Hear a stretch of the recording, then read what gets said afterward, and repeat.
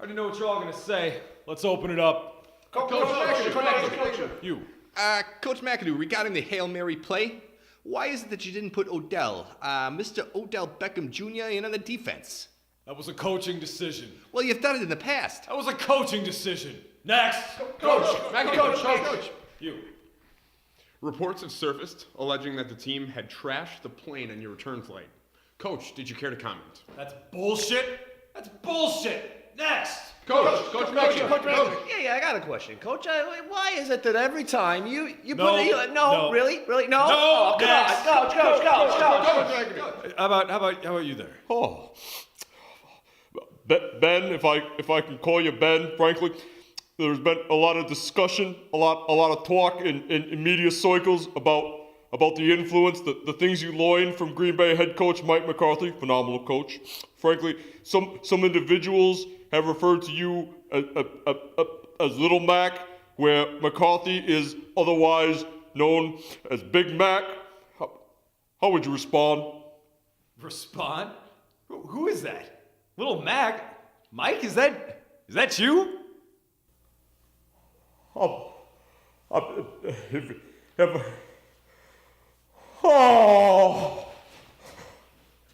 Coach.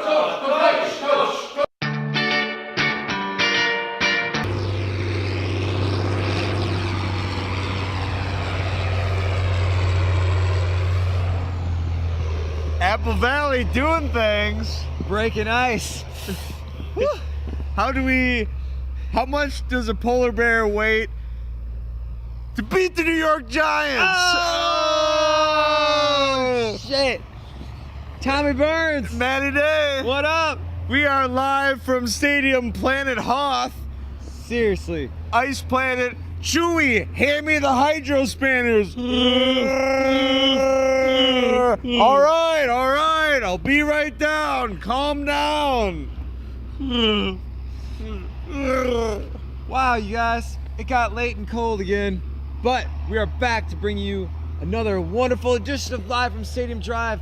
We are celebrating a victory, a playoff victory over the New York Football Giants. And I thought these Giants smelled bad on the outside. Oh my God. That's right, everybody. Right here behind us, Lambeau Field. Tommy and I were both there for the game. It was a wonderful experience, wasn't it, Tommy? It was just, when it comes down to this and it's the playoffs, and it really shows your true camaraderie. It really shows your true colors, because as many of you may have experienced, and many of you may have heard, there were some ticketing issues. There were some scanner issues when you went in. On the way in? And it was the south end zone, and we did it, and they blocked it off, and there were two lines converging. And we were waiting to get in, and thank goodness we got in when we did in, but it brought to us a big moral question, and I think we've all known this from the milk line, from when we were kids and everything, that you understand, butting. When people butt in line, do you call them out? Do you rat? Or do they call themselves out? Do they have to deal with... They have the guilty look on their face, and we saw the guilty look on their face. And do you ever have someone butt in front of you, and you'd kind of passive-aggressively talk shit on butting? And you're just like... Right within earshot? Yeah. And they constantly turn back and look. What do you do? There's no great way to deal with a butter. What did you guys do? There was a member of my party, that which will henceforth go unnamed, but my one brother that went, oh shit, who talked about it was lines back there, but frankly, I mean, they knew what they were doing. And we also did the pick move. It was the... Block them out, box them out in the paint. Box them out. Speaking of boxing out, it's a coach's decision. Oh, shit. My shit stash coming at you. I had a great time. I'm sorry about your thing. I had a very, very special opportunity to go onto the field before the game. It's very cool. Just, you got to go on before Detroit, man. It was awesome. It's amazing. It was And special. you saw some special people? I did. I saw the Ginger Goose. Y'all know who the Ginger Goose is. He looks like a gangster all the time. Dude, he's taller than I thought, man. Yeah. I got to see the players doing their thing. I got a point back from C Mike, 3-2. That was cool. It's like, Is that- I see you see Mike, and he gave me a point back. And I think he saw you, and that's what developed in his coming on. And I mean, oh, could be. But maybe even more importantly, you know who else I think I saw? Flea. I think I saw him. I think I saw him. I think I saw him. It happened so fast, I couldn't even get the word out of my mouth, but I think I saw him. Could have happened. Could have happened. what is that like? I got to breathe the air around him. It was very special. The healing qualities. But that was just before the game, man. The game itself, man, getting in, it was so wild. There was an elderly woman I was coming out behind the tunnel, going up to my section, and she was having the hardest time. Like, she could not get her legs up high enough to go up the Lambeau steps. So, like, me and somebody else, like, got on either side of her and, like, got her, like, up to, like, row 53. It was cool, and, like, kind of talked to her along the way. She was super appreciative, but it wasn't like it was that big deal there. She was just kind of like, hey, oh, thank you. Yeah. But it was cool. She was at the Ice Bowl. She's been going to games since the fucking Ice Bowl. She's been going to Packer games for 50 fucking years. So props. It was cool. I hope she had a great time. I hope she didn't have to sit next to some, like, really obnoxious Giants fans like I did. Did you? Did you have any? Did not. Holy shit. I mean, I sat down and the guy immediately goes, oh man, I'm sorry you're sitting next to me. Like, it was just immediately. I thought he was kind of joking, but nope. Holy shit. These jabronis from Jersey, man, they were fucking lit. They were drinking Fire Jack that they snuck in. Who the fuck sneaks in booze to a Packer game? I just don't even. I don't know. I mean, But these guys, they were fucking. I mean, it got funny as the Giants were losing, but at first it was just insufferable. Break his fucking leg! Like, just really, like, dude. Yeah. Wow. It was. And like later on, most of their ire was actually reserved for their own team's players. Like, catch the fucking ball, you idiot! Like, their highest passions were all anti-Giant screeds. So yeah, they actually wound up leaving with like 9 minutes left in the fourth quarter.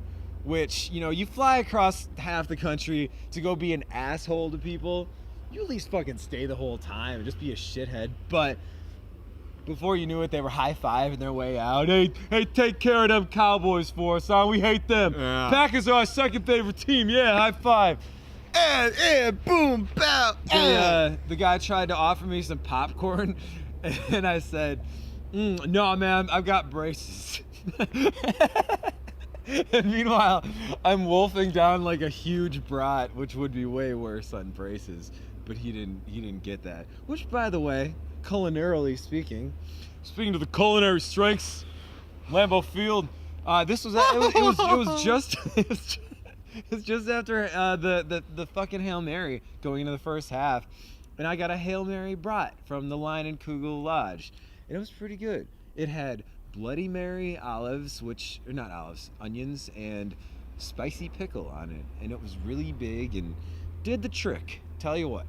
Can I ask you, like, kind of two things, kind of a personal question, just as far as game etiquette and, you know, what you do, and like, it seems a lot of people are either on this side of the fence or that side of the fence when, all right, Green Bay, stand up.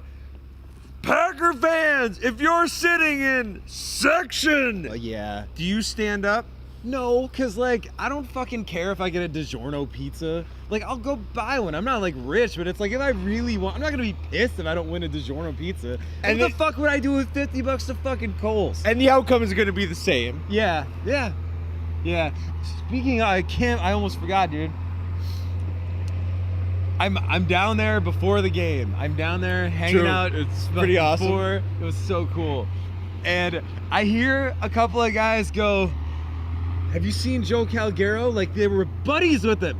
Like, it was like, hey, have you seen Chicago native Burns? Joe Calgaro? I'm sorry. Dude, out him. It's true. Real fans, true Packers fans. But yeah, I thought, I got so excited. I thought I was going to actually fucking see Joe Calgaro, get to meet him for a second.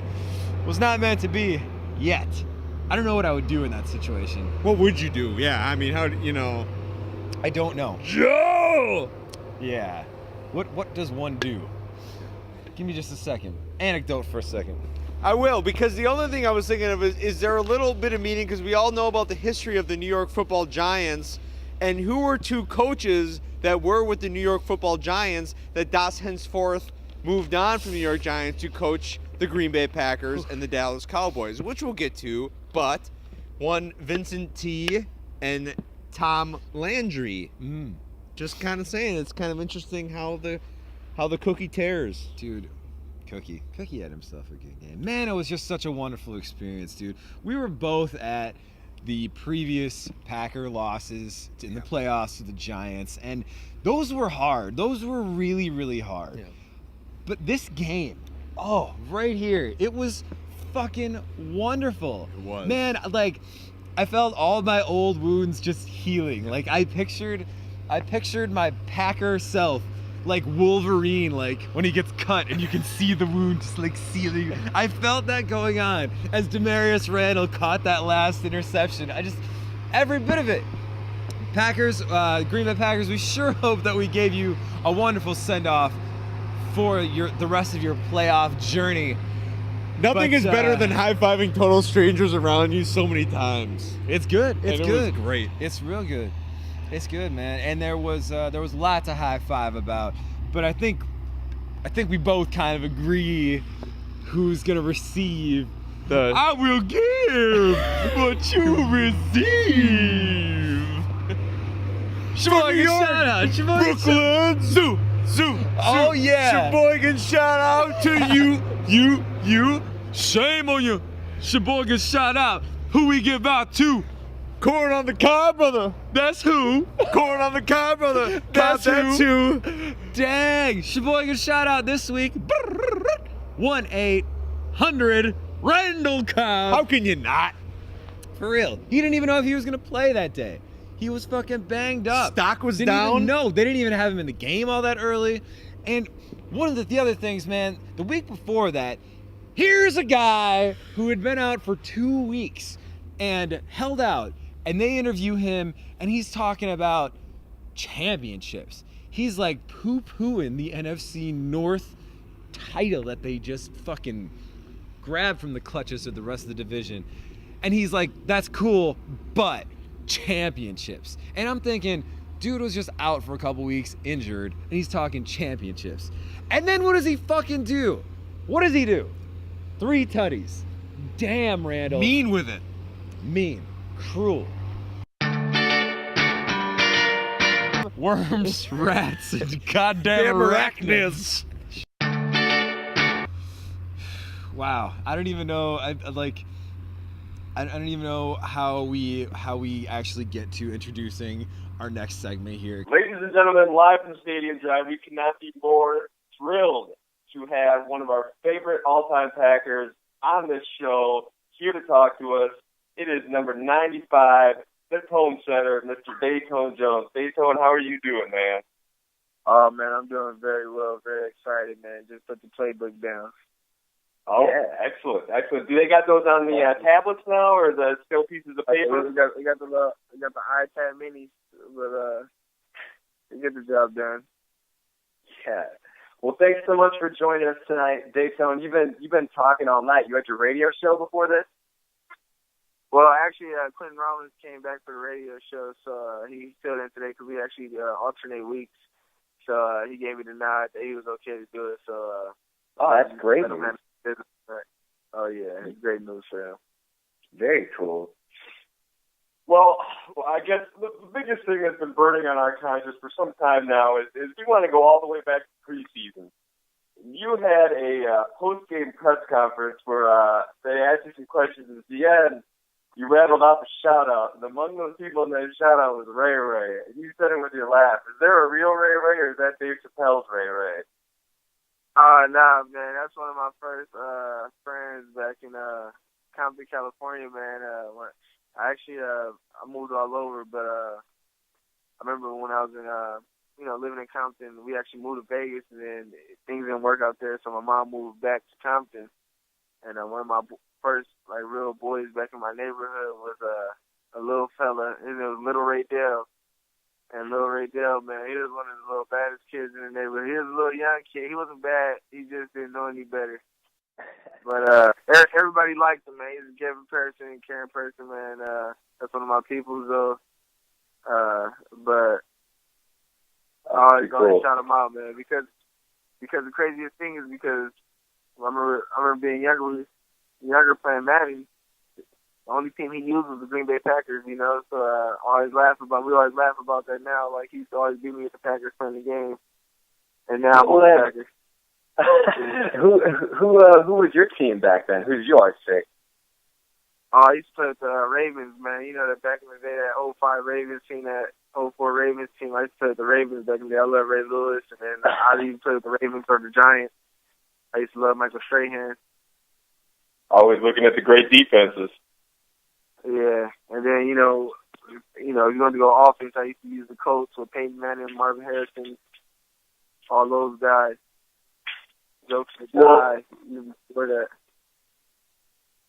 Well, we did a little looking, and so Compton High School, and there's some names that came out of Compton High School. Mr. Eric Wright, known to both as Eazy-E, Oscar winner James Colburn, Howard E. Scott of the band War, and five-time NFL champion and former Green Bay Packer Marv Fleming. Do you ever get a chance to run into Marv, or you guys kind of talk about... I actually sat down at...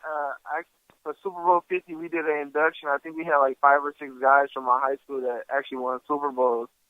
And they actually invited me out. And it was like, man, it was like surreal because I remember I was telling like 2 years ago, man, we kind of had a Super Bowl just sitting there for us and we squandered our opportunity. And I could have easily been there for Super Bowl 50 being inducted with those guys. You know what I'm saying? Like, I met Marv and we talked about him. And then I actually seen him at a few alumni games here. So we already laughed that we had an encounter. We had a long lunch together, and we talked about revitalizing our high school and bringing back the city of Compton. And, you know, it was kind of a proud moment for me just to know that I actually had Super Bowl champions that came from my high school because when I was playing, I never knew anybody came from my high school, you know, so it was definitely a great honor. It's a lot of acting, a lot of great actors. I know a lot of many people that come from Compton High School, DeMar DeRozan, you know, Anthony Johnson, The Game, you know, a lot of different people went to Compton High School. So we got a lot of talent that went there, man. It's still a lot of talent out there. The Tar Babes, right? Yep, Compton Tar Babes. That's awesome. And yes, you're one more in the chain of talent coming from Compton High School. But growing up out west, and you know, watching NFL, playing Madden and everything, what were your expectations when you got drafted by Green Bay? What did you think life and playing football would be like here, and how has it compared to your expectations? I think, man, it's compared. You know, I thought, you know, coming in here, I have like a more stronger impact. You know, to be honest, but you know, for my role that I've been given, I learned to be a star in my role. You know, no matter if I'm playing 3 tech, 5 technique, 9 technique, or whatever I'm playing, outside backer, just be a star in my role, get the job done, because it's bigger. It's not about me. It's all about the team and just being good in my role. And what about how have you been acclimating to the cold Wisconsin winters here? Because there was another bit of an interview, and we've been fans of yours for years. There was one where you were talking about practicing or just kind of exercising outside in the cold, and you got asked if it bothered you, and you just said, "No, I'm a Wisconsin native now." Oh man, you don't understand. Shoot, I wear basketball shorts every day, flip flops. It can be 6 degrees. That's what I wear.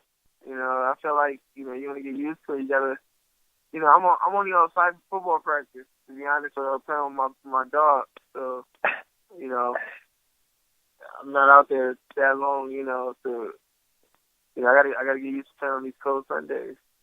Yeah. So are you disappointed that you got to go down into the Dallas heat now? Not at all. You know, it's a cool comfort. You know, I've played there before. You know, I think all of our guys are ready. We're ready for war. We're preparing very hard for them. You know, they're a great group.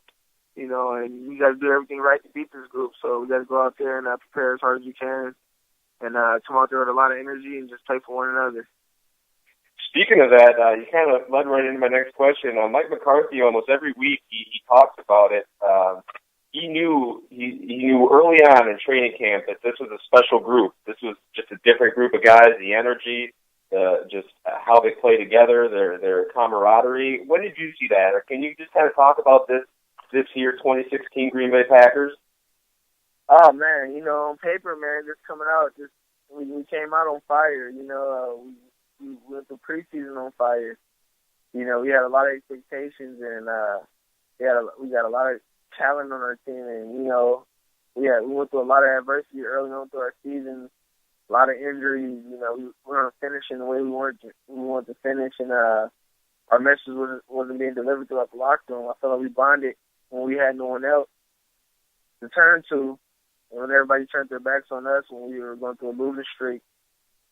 Just, you know, a little bit over a month ago, you know, that night in Atlanta, I felt like that was a turning point for us. That, you know, what are we doing this for? Are we doing this, you know, for our personal accolades, or are we doing this for one another? You know, at the end of the day, we all want a Super Bowl ring. So we got to prepare, we got to fight for one another to get there. So we got to play as a team, and, you know, at the end of the day, we had to understand our leader, number 12, Aaron Rodgers. He said, he's going to run the table.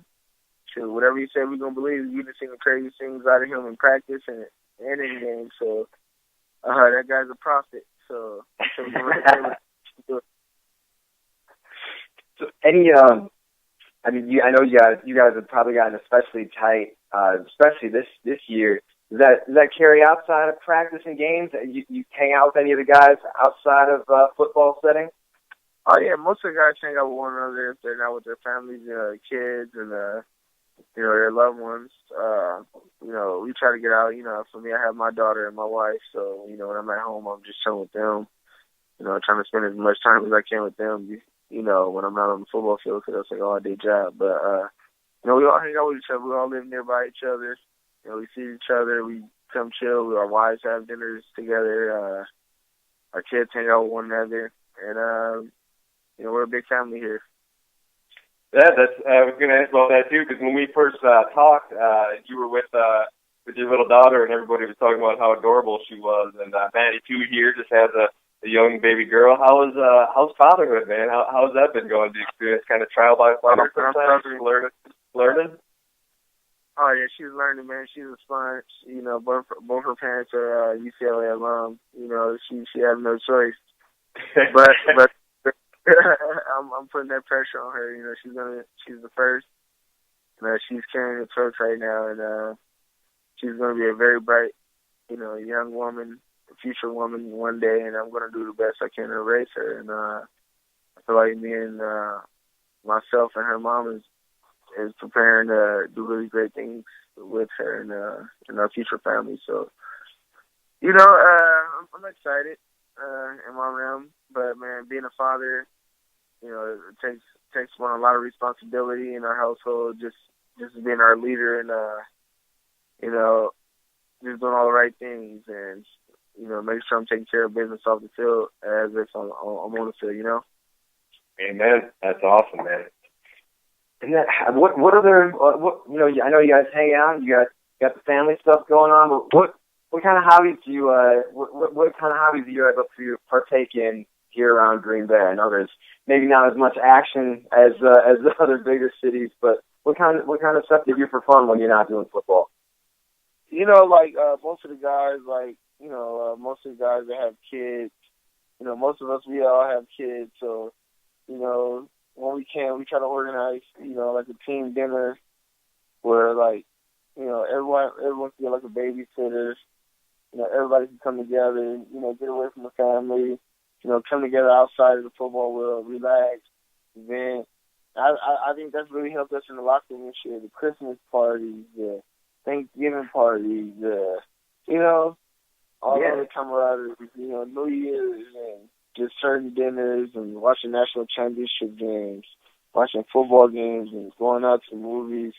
Guys all around the locker room sitting together at lunch and breakfast. Learning who their teammates are, and I think that's the most important in our locker room, our chemistry. Kind of talking about the teammates. Besides you, of course, who's like one of the funniest guys on the team?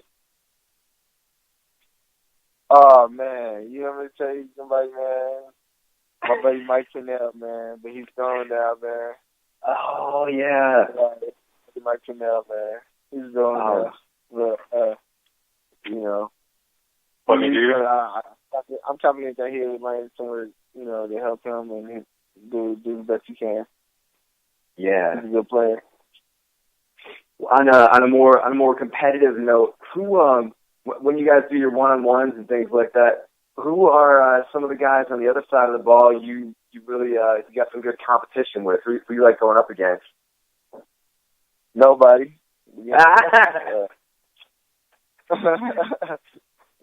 That nasty O-line guy? Nobody. Yeah. You see the one-on-one tape, Rob Dimmervis. You see the training camp. But those are my brothers, man. We battle together, man. I'm always take the high road. We compete, man. We fight here in Green Bay, man. That's what we were talking about. Yeah. That's what we love. I mean, is watching. And, again, McCarthy talks about it. It's just a no-drop zone. You don't see guys infighting. You don't see, a lot of scuffles. I mean, everybody's, playing their hearts out, but it is truly a team-first team. We're competing to get better, and we're competing to challenge ourselves and challenge one another. So that's the type of guys we have here, man. You got to win the mentality here, man. You got to go, Yeah, nobody's punching holes in the walls, nothing like that. Oh man. Did you catch any hell for that? Nah, man. I'm shit. I was joking, but. Oh yeah. I hope Buddy didn't take no offense to that, Yeah, totally. Yeah. And kind of talking about, when you're talking about Pinnell and giving guys chances or whatever, I came across Laced Facts. Can you kind of talk about that for a second? Also, man, Laced Facts, man, the company I came out with around the project came out. It actually started around 2010, but it didn't come out until 2013. But it was actually a social media hub, pretty much to actually educate the inner city youth, young athletes of all kinds on actually how to earn a scholarship. You know what I'm saying? Actually get them the tools. Actually, we were actually hands-on giving kids the tools, the knowledge, actually how to become a recruited athlete, how to actually, get recruited into being a college athlete, because most people see these kids on TV, but most people in my situation, like a kid at Compton High School, didn't know how to actually get there. You know what I'm saying? One of the many athletes that was recruited in my background, me and my business partner, we were both actually highly recruited athletes. Yeah. I'm one in the last 25 years to be recruited to a Division I university, Yeah. With all the time come through there. That's incredible because football, so it's really crazy, for me to see that. But giving back, man, that's something not everybody does, and that's incredible that you're doing that. Yeah, so many athletes all college. So we started that when I was in college, just to get it kids networking the tools on how. But now we've taken it to a whole other level. We're doing camps, we're doing personal training. We're touching many kids of all kinds, man. I'm telling you, I have so many kids already that's on the Laced Facts Hub. I have at least 13 kids that I know will probably be professional athletes, NFL players. Yeah, I have one kid, man. He's 6'6", man, 295 right now. He's in the 8th grade. I'm like, wow. Yeah. We're motivating these kids. We're getting these kids from all over, man. Giving them the tools, giving them everything to come out, man. We just had a camp down in San Diego, a Laced Facts camp, where we rated all the kids before they even came to high school. So now, websites like Rebels.com come in and like they under the radar come in and like scout these kids before they even get to high school. You know, who's the top going to be the top talent? Follow these kids throughout the years. You know, so we're getting them that intel. I mean, it's crazy right now. We got to wait. We just had a camp in San Diego. We actually had an all-star game. We had 1,500 kids, 1,500 people come out and participate. It was crazy. Well, you know, we're big fans of. Obviously, we're Packers fans. We're stockholders. We grew up here and all. We really like a lot of the messaging, a lot of the positive messaging that Coach McCarthy puts out there. He talks a lot about, I don't know, kind of being as much of a mentor as a coach to kind of piggy off what you're doing. Do you find Mike McCarthy kind of is he different from other coaches you've had in that regard, or maybe from what you hear from around the league? Does he kind of go that? Yeah, man. I've had so many different coaches, man. As far as throughout college, I even had an NFL coach. I even had a coach who was an NFL head coach in Atlanta, which is Jim Moore, you know, Jr. Sure. So, playing under an NFL head coach, when I was in college kind of helped me. But, you know, Coach McCarthy is a different type of coach. You know, we're in Green Bay. You know, it's the Green Bay way. It's his way. You know, he's getting his job done. He has his recipe to do things. We follow him. He's our leader, and we follow him. I don't question anything. He's a great players coach and a really good person. Really funny, really serious, and he loves to win. I love to win, so we all get along. I know he talks a lot about what a lot of Green Bay Packers history coming up on a week like this. And did he talk about like kind of some of the bigger games? Obviously, there's the Ice Bowl, but maybe even just some of the playoff games between Green Bay and Dallas in the '90s, is there some of that kind of legacy talk or historical context that he provides for a week like this? Right now, it's all about us. We're not focused on anything.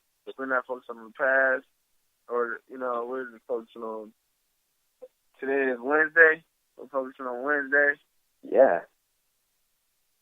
We get ready for Thursday tomorrow, full pad practice. We're not focused on anything else. That's, right after this, I'm about to watch another 30 minutes of film, Yeah. Just get back on track with,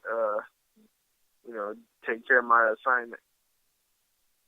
Well, we have full faith, and like I said, we love watching you guys and love this team and just the way they bring it week in and week out, even with the ups and downs and everything. So we're super looking forward to your guys' matchup coming up. But to switch gears here again, gonna go back to some of the stuff we maybe talked about Datone the Dude. Growing up, give me favorite movie, favorite video game, and favorite musician or music group. Oh, man, dang. The 90s. Yeah. Dang. I remember my first, I can't even lie to you guys, but my first real artist was Easy. That was my first. Wow. I remember he passed away. I was like crying. I don't even know why. It was like Easy passed away. And I remember I had like the hair like him when I was a kid in like 94, 95-ish. Being like, but man, I grew up, man. I like so many different artists, man. It depended on what age I was. I probably was too young to even be listening to some of this type of rap. Man, I remember like the heavy influence in the '90s for me was like No Limit, like Master P, a lot of that No Limit. Oh man, that was crazy right there. A lot of Snoop Dogg, a lot of West Coast rap. Man, Eminem, Dr. Dre, Ice Cube. Man, one of the favorite movies, The Program. I remember The Program, man. That was crazy. I even wore number 56 after the linebacker in The Program. That's crazy. In high school and college. I loved that movie so much. Dude. That is on our watch list now. The Program. Write it down, man. Yeah. What about video games along the way? Oh man, I had a few of them, man. It depends what system, because I think I had every system. It depends, because I had 4 other siblings. Well, I had 5. Well, yeah, I have 5 other siblings, and I'm I'm the second youngest in my family. So I have an older brother that's 6 years older than me. Then I have 3 sisters that's older than me, and 1 sister that's younger than me. And I remember growing up, my older sister, she passed away. A lot of people don't know this. Like, I was supposed to go to USC, like coming out of high school, but my older sister that passed away, she was like a big UCLA fan, and she wanted to go to UCLA. That's why I chose to go to UCLA. So my sister's destiny. Yeah, I was going to USC. It would have been me, Malik Jackson, and Nick Perry all in one class in West Oregon. Yeah. A tribute to your sister. That's awesome. Yeah. Yeah, so I went to UCLA, and I did my thing there too. So man, she used to love Super Mario. I mean, I remember Sega Genesis in the '90s, Mortal Kombat, Vector Man, Sonic, PlayStation, Madden, 64 had the Madden, Mario Kart. I didn't grow up in every Sega Dreamcast. Now I'm underneath the virtual reality stuff now.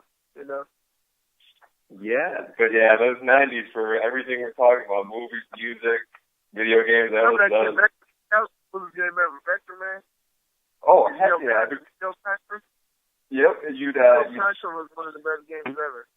Neo Contra ruled. That was one with the wolf dude with the Gatling gun was one of them. Or that was Contra Hardcore. Never mind.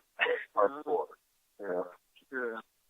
Dang, get your Contra right. You go to the old arcade games, the Metal Slug. That was hard too. Yes. But all my PlayStation fans, man, the RPG fans, man, the J Cocoon. If you ever heard about that game, Trill or Command and Conquer. Oh yeah, real-time strategy stuff. Oh yeah, I was a big into StarCraft, and I was big into Metal Gear Solid, and oh man, so much good stuff. Yeah. We heard that there's actually there's sort of like a video game type simulation that you guys have down at the creek for practicing. Is that true? Oh yeah, man. We used to go against bodies. We used to do nothing like, but now we got a whole little shindig. I don't know how much you got out there. I can't give away too many of our nuggets. Oh no, yeah. But they put a lot of money into Lambo to get us right. That is awesome. That's cool, man. Shoot, I know I don't want to. There's a lot we want to know about the past, but man, I think most people listening are really they want to hear how excited you are for this game on Sunday. How are things coming together? I'm excited. I'm just embracing my opportunity. Yeah. I'm really preparing very hard. Like, I'm preparing for, the best. I'm just preparing as hard as I can to do my job and make sure that I'm accountable to the team. And, I'm very excited to go out there and dominate like I know I am. So, I'm excited. So when Aaron Rodgers said run the table, did he mean just the regular season or did he mean the whole damn thing? Man, when Aaron talks, we listen, we follow. And that's a serious man. He's very serious. He's a genius. Man, when he says something, you listen and you follow. When him or Julius really don't talk, but when they come from a lot of wisdom, they sing a lot. When they talk, you listen. You listen. And that's just the kind of guy Julius is. He just kind of gets to work, does his thing. His game does all the talking, man. He works hard. One of the most freakish athletes I ever met. That's got to be real inspiring to be playing across from a guy like that. You think you can be doing those kinds of things at 37 years old? Oh no, I'm learning a lot from him. Yeah, my game has definitely gotten a lot better. Just watching him and learning from him and studying his game and just studying how to move and how to get offensive linemen off balance and be disruptive. My game has improved a lot. Well, Because, as we said, we love watching you. We love watching the team, and we can't thank you enough for taking some time to talk to us and everything. And we'll be going full throated cheering for you guys on Sunday and for all the years down the road. And I can't thank you enough for taking some time to talk to us, Datone. Oh, thank you, man. Appreciate you guys. Dude, thank you so much, Datone. Kick some ass on Sunday. I got you. Yeah. All right, Datone. Have a good night, man. Thank you. Bye. Oh my God, that just happened. Thank you, Vince. God's it willing. Thinking back to Mortal Kombat, who was your go-to guy in Mortal Kombat? Original Mortal Kombat, I think I was a Scorpion guy. Okay. Because I was a little Sub-Zero, and it's a little similar thing. Because Freeze, it was easy to freeze him, and then... But then also Get over here! Yeah. Get over here! Yeah. Then... Toasty! Yeah. That was two. But I never got good at the fatalities. Yeah, fatalities are really hard. I remember playing as Baraka, I think in Mortal Kombat 3. My friend Tyler was always Baraka. And I always wanted to, decapitate, but all I would do is just, go... and if anything, you get the uppercut and they fall down in the pits where they fucking get spiked on the spikes. Yeah. Spike. But fucking A, Datone Jones, I mean, my God. Yeah. We are as shocked as you guys. Thank also, you. the program, again, going to watch the program. The program, yes. That is must-see viewing. That will be a fireside chat. We might be reviewing a couple movies here coming up. Yeah, there are a couple movies. There's a couple film projects. Yeah. Some more local than others. Right? We'll see. Yeah, right in the neighborhood. Right in the neighborhood. Yeah. But Datone, thank you so much, man. Bomba clat. That's clat. For real. For real. Check out the charity. That's Lace Facts. Lace Facts. I almost got dyslexic on it. Faced lax. Laced Facts. Laced Facts. That's so cool. I mean, you don't always hear about that stuff. And a young guy to be, as Dom Capers would say, very mature. That's awesome. Datone, bless up, and thanks for being on the show.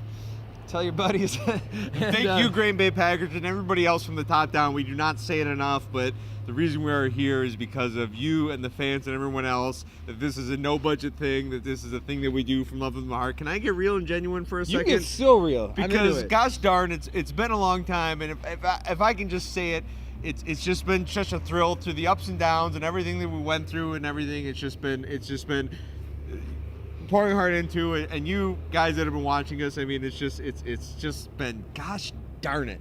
Like I said, the high fives from the fans, the lady that you helped up the stairs, the people who work and give us beer in the stands, it's just everybody else. What makes this such a god dang lovely town to be in. But hold the phone, man. Hold the phone. This sounds a little bit like a eulogy or something. This is the kind of looking back that an appreciation that healthy. So that's kind of like what you do when all is said and done. And it's just getting started, Tom. It is. It's just getting... Datone had no interest in looking back. I didn't even want to ask him about how when he was a rookie, he played at Dallas and won behind Matt Flynn. Which wonder what Mr. Flynn is doing nowadays. Oh, shoot. I didn't want to ask him about how Aaron Rodgers hadn't played, because it was Matt Flynn, at Jerry World since he won the Super Bowl there, and just if there's little lingering magic in the air. I mean, because those are two pretty magic games. That Matt Flynn game was something, man.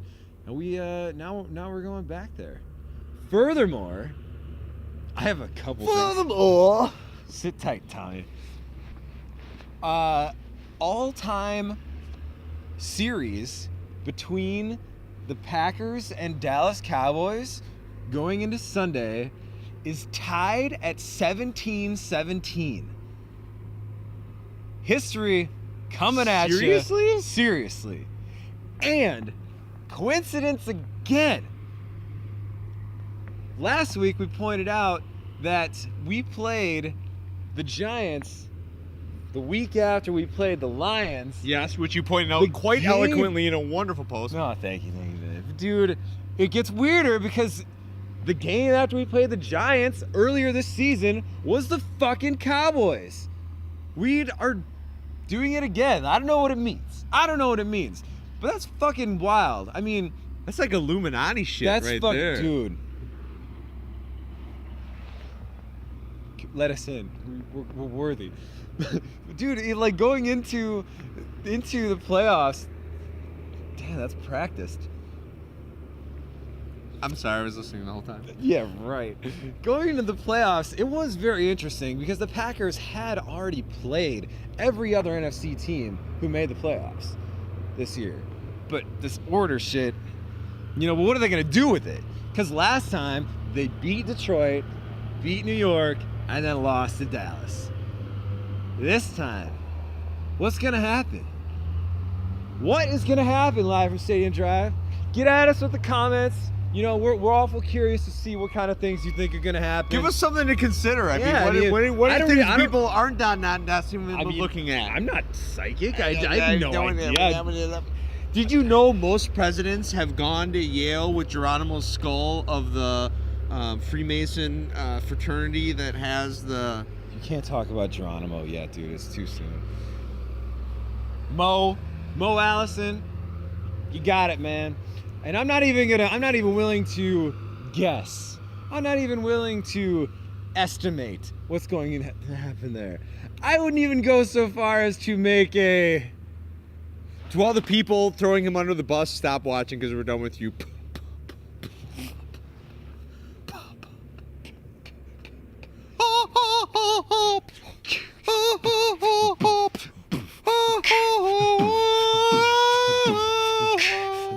Predictions!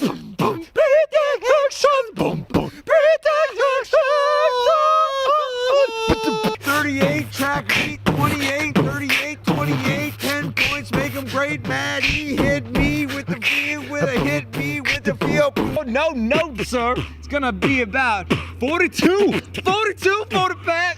Oh shit, 42 for the pack. What you gonna get, Dallas? Not much. Maybe like 24. 42, 24. Pace the pack, pace him up, stick him on the wall, dude. Chase him up.